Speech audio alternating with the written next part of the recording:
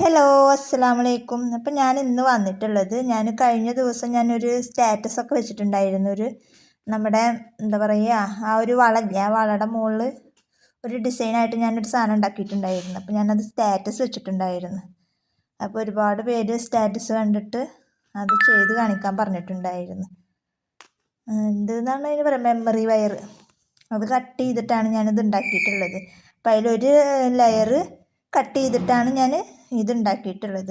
അപ്പം അതിന് തന്നെ നമ്മൾ അതിൻ്റെ അറ്റത്ത് ഒരു ഹാർട്ട് ഷേപ്പിലുള്ള വൈറ്റ് ബീഡ്സാണ് വെച്ച് കൊടുക്കുന്നത്. അത് ഉണങ്ങിയതിന് ശേഷമാണ് നമ്മൾ 8mm വൈറ്റ് ബീഡ്സ് വെച്ച് കൊടുക്കുന്നത്. അപ്പോൾ ഇത് അറിയാത്തവർക്ക് വേണ്ടിയിട്ടാണ് നമ്മൾ ഒരു മിനിറ്റ് ലോങ് ആയിട്ടുള്ളൊരു വീഡിയോ ചെയ്യാമെന്ന് വിചാരിച്ചു.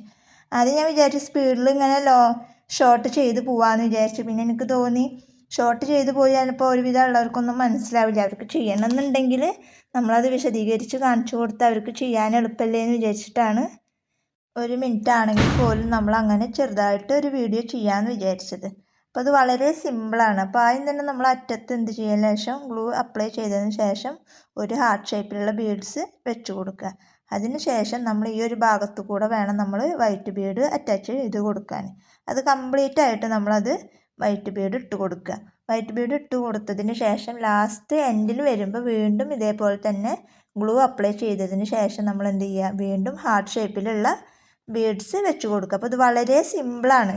അപ്പോൾ ആർക്കും ചെയ്തെടുക്കാൻ പറ്റുന്നത് തന്നെ. പെട്ടെന്നുണ്ട് കണ്ടപ്പോൾ എല്ലാവർക്കും അതൊരു അത്ഭുതം.